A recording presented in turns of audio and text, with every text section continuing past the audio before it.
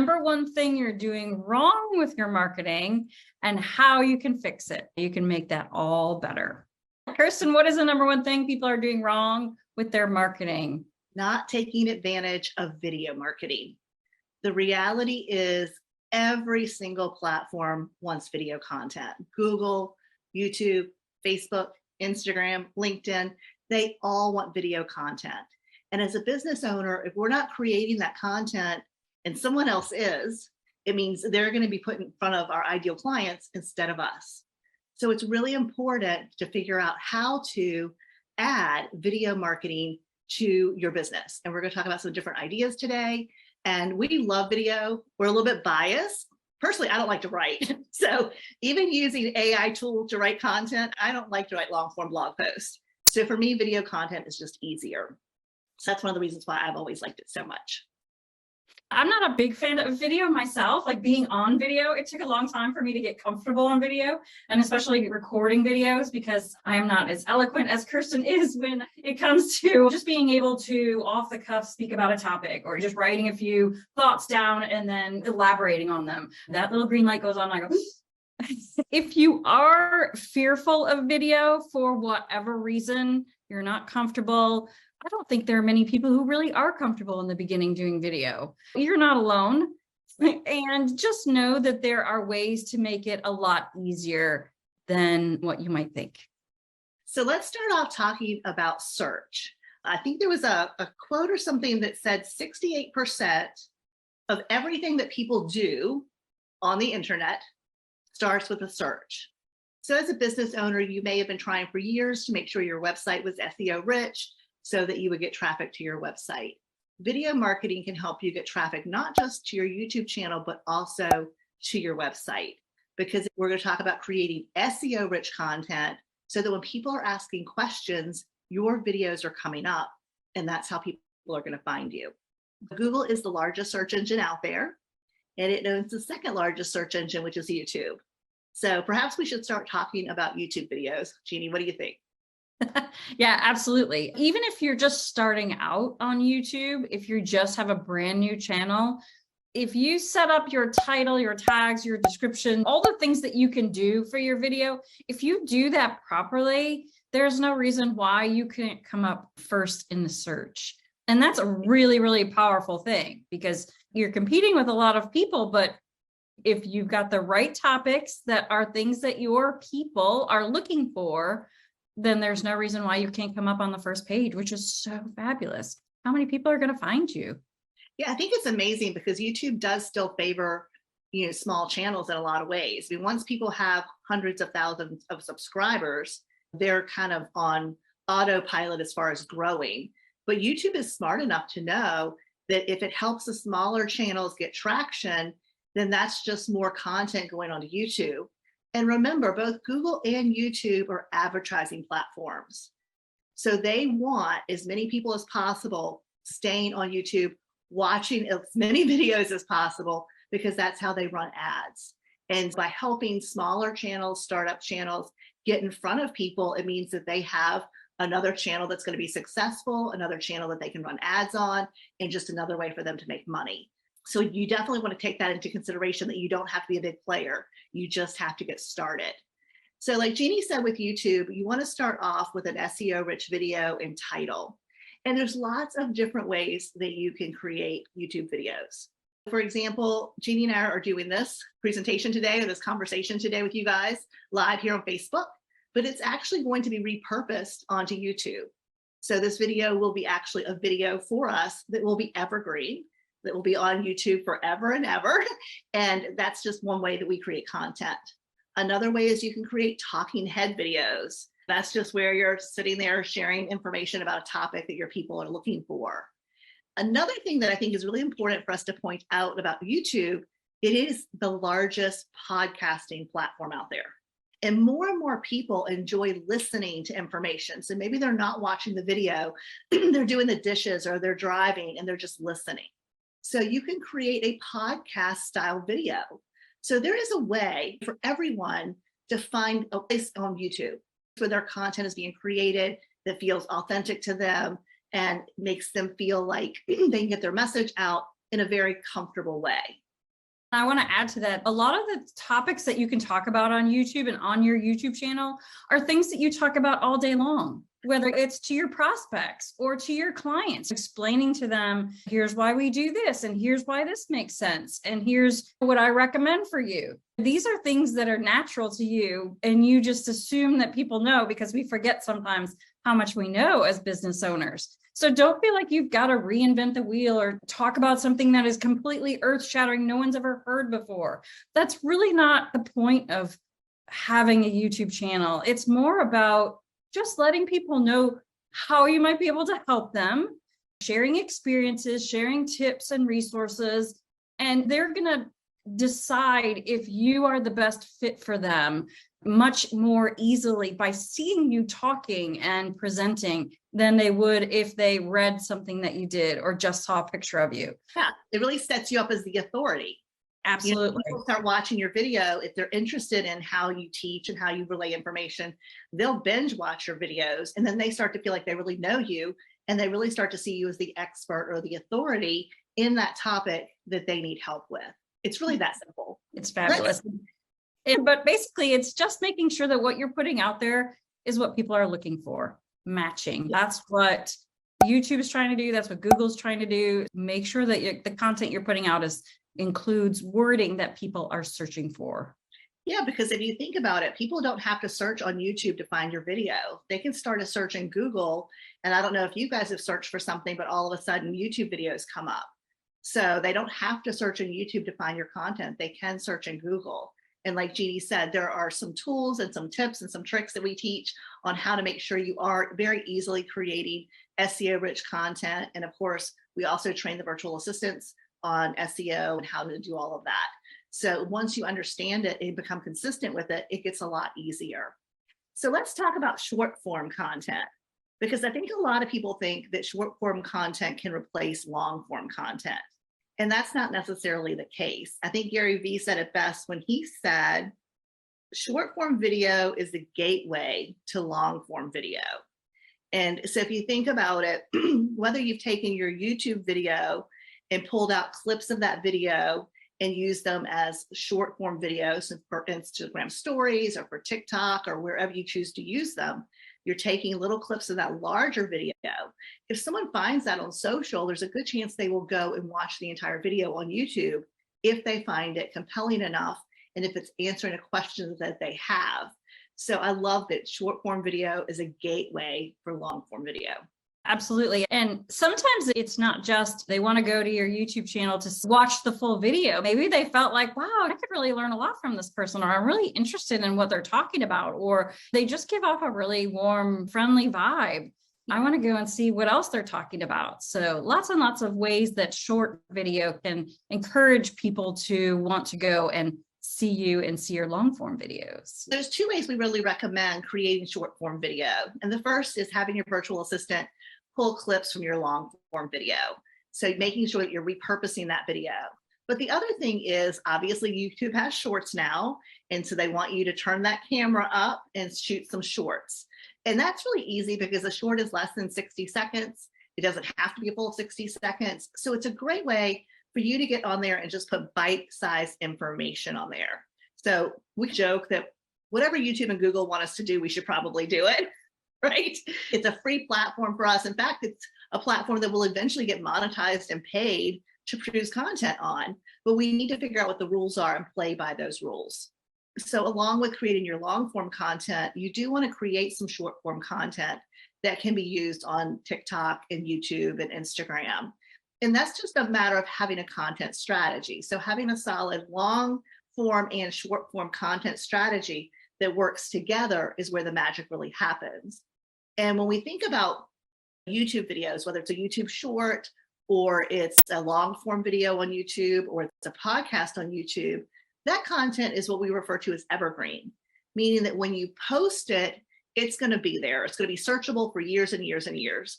I don't know, a few months ago, we were doing a search for something. We were searching something online. And the first piece of content that came up for us was 10 years old. So a 10-year-old piece of content is still getting eyeballs on it because it was the most relevant piece of content to answer the question that we had typed into the search bar. So The most fabulous thing about YouTube is the fact that it's evergreen. Now, when we think about things like TikTok and Instagram stories and those things, yes, they're important. And yes, we need to do them, but we need to understand that it kind of disappears. It goes down the chain. I know with TikTok, videos can get a lot more traction than say stories or reels. But again, it's not going to have the same type of traction that YouTube would have for long form or short form evergreen content. Yeah, I love how you said that. The platforms like Facebook and Instagram, and they will put stories in front of people. So that's how people get to see those more often. So they're still important, but it's the long form videos that are going to last and give you eyeballs and for years and years to come. Yes. Yeah. And it's so funny because I look for everything on YouTube. Like YouTube is my first search bar that I go to just because I like learning with a YouTube video. And so what we're starting to see is that more and more people are becoming like me. And in fact, you can actually do voice search from your remote control. So if you're watching YouTube TV, you can hit that little microphone and you can ask the question and your smart TV will search out and find the content you're looking for. So search is really about answering questions, but the way people are asking questions is starting to change because we have more and more ways to ask for questions verbally, which means we usually use longer sentences. So that's something to keep in mind when you're thinking about creating great content is how are people searching for it? And that's just something that we can all stay on top of as things and trends start to change and evolve. And it just makes it very easy for you to always have videos that are going to rank and are going to get showed to the right people. Yeah, absolutely. So let's talk a little bit more about short form content. Should you start creating a short form video for YouTube, like a YouTube short, and then repurpose it? Or should you create something for TikTok? Or should you create it for Instagram? And the reality is, I don't think it matters where your intention is to create that piece of content for initially. But what is really important is when you're repurposing content, you don't necessarily want to see a YouTube short that has a TikTok branding on it. So it's really important to be considerate about how you're going to use that same piece of content on multiple platforms so that it is original content for that platform. And I just think that's important to keep in mind. Yeah. And it's not only important to people who are watching your channels on whatever platform, but it's important to the platform itself. TikTok does not want to see YouTube logos on your videos, nor does YouTube want to see TikTok icons on your videos. So yeah, just be mindful of that. And there are some ways of producing those that are just have to be tweaked so that you can do it. You can post it or have your virtual assistant post it in both places and it'll still look like unique content. Yeah. So one of the questions that one of our clients asked the other day, and I thought it was just a great question. She said, is there ever going to be short form video that I'm going to create that isn't ideal for every platform? And the answer to that, in my opinion, is yes. So if there's a really fun TikTok trend where people are dancing and that a certain music is playing and they're pointing to things, that is something that may be very specific to TikTok. It may or may not perform as well on YouTube. So you have the right to decide, hey, I want to do this. It looks really fun. It's trending. And I'm only going to put this piece of content on TikTok. And that's okay because it takes you less than 60 seconds to create it. But then whether you're uploading it or your virtual assistant and who's putting the wording on there, it really doesn't take that long to create that content. So that's what is so awesome is we can have content that is specific to a platform that we don't always share to other platforms. So definitely looking at trends and things like that, you just decide what is best for you. We always like to joke that there's no right or wrong. It's just what works for you. Yeah, it's a matter of figuring out what works best for your ideal client. What are they enjoying? That's the other beauty of YouTube is that you can see the statistics right there. How many people are watching it? How long are they watching it for? If you just look at some of those metrics, you're going to figure out very easily, oh, well, these are topics that people want to hear about. These are the topics that are popular right now. So I think that's really valuable too. Yeah, I think that's one of the things that's really overlooked is the fact that you get real-time feedback. If people are dropping off at the very beginning of your video, maybe it's because you have a really long intro or you're starting off on a very boring part of the conversation. no matter whether it's a long form video or short form video, you want to hook people in as quickly as possible so that they understand that you're going to deliver on whatever that title said. So making sure that you're interesting and getting to the point quickly, and you're really delivering your content that's being promised in the title. So you can tell if you're doing a good job because people stay longer, right? And so it's a great way to be able to look at your content and say, wow, this performed really well and this didn't. And then maybe watch the first 2 to 3 minutes of it and see how they're different and see why that one may be performing so much better so that you can then improve as you go. I think the small business owners, I feel like we're often swimming out in the ocean all by ourselves. You're just out there swimming away. And sometimes you don't have feedback. Jeannie and I are really lucky because we're a partnership and we probably give each other too much feedback sometimes. But to be able to have this data that's giving you real-time information to help you continue to create better and better content is amazing. And it's like someone's throwing you a life preserve and saying, just hold on, like grab this. I'm going to tell you what to do. Here, grab this life preserve. And so make sure you start to learn about your analytics and you start really looking at what you're doing. I have an example of that. We did a video and we were looking at the statistics from it. And normally, there's more people who watch in the beginning and it gradually goes down. Well, this one spiked. And it spiked, I think, twice in the video. So we went back and looked at that specific time in the video. And it was because we were showing an example of something. It was a page from a book.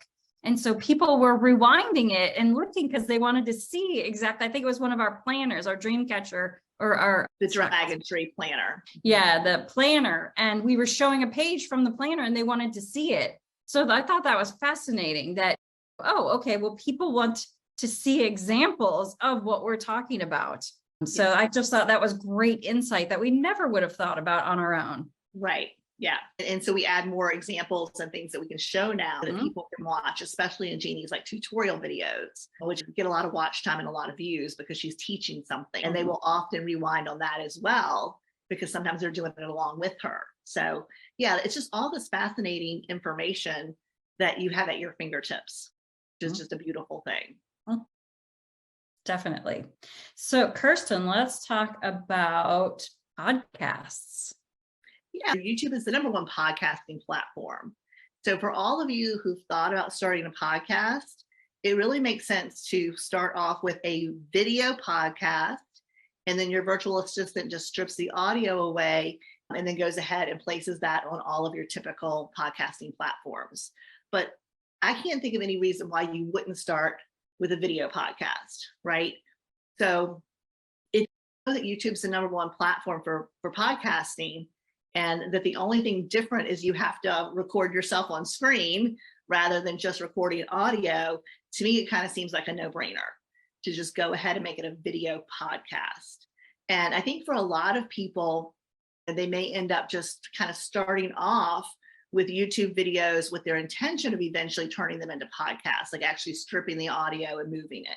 And that's what's so amazing. You could have 20 or 30 videos that you have done with the intention of eventually going back and putting the audio on different podcasting platforms.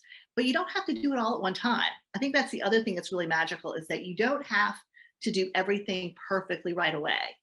And we always say that video editing is like, oh, it's like the most amazing thing ever, because you can make mistakes and just keep recording, and your virtual assistant can pull those out and make it seem seamless and put great transitions in. Video editing is really important too, because we have really short attention spans, like 8 seconds or something, like really short attention span. And so if you're doing a talking head video, which is what I do a lot of, people just get tired of looking at this, right? So by having some B-roll, so if I'm talking about like the 8-second attention span, that may pop up on the screen instead of me. Or if we're talking about different examples of things, we can put B-roll on the screen. And when I say we, I mean my virtual assistant can put B-roll on the screen just to make it more visually stimulating. And when you think about it, we're all trying to get people's attention, right? The reality is content marketing is about getting people's attention. So we want to use every trick and tool in the book to make sure we're doing everything that we can to get people to find us, but then to get them to stay on our content. And so that's where video editing comes in. And that's where I think it can take a lot of the stress and pressure off of a lot of people, because you don't have to be perfect. And in fact, you don't even have to edit out all the mistakes that you make, because people want content that's real. If you're working with me as a client, I'm going to have conversations with you and I'm going to stutter, or I'm going to go, oh, I had an example for you, but I can't think of it. I'm going to have that type of conversation with you because I'm a person, right? We're all kind of, just communicating the best we can. And sometimes we have those, senior moments, so to speak. So by having videos that are not perfect, it just lets other people relate to you. So they're not looking for perfect. They're just looking for someone who is delivering on the promise of the title and answering that question that they have. And if you're doing it right, you're going to build their like and trust and authority. For your business, you might as well use the most powerful way to reach people. Because at the end of the day, how great is it when people find you instead of you going out and finding them? And we love that. We love seeing people come into our booking calls with us and coming into our CRM, and we know they came from YouTube. It's so fabulous. We want them to come in from everywhere, but it's so impactful to know that you're putting information out there that people are really able to utilize and who are really resonating with. And I can't say enough about it. Yeah, so if you'd like to learn more, you can go to the marketingvaadvantage.com, or you can also check out outsourcingforbosses.com. We have a great guide on how to double your income with a marketing VA. So those are a couple of resources where you can learn more. And yeah, we'll see you in the next video.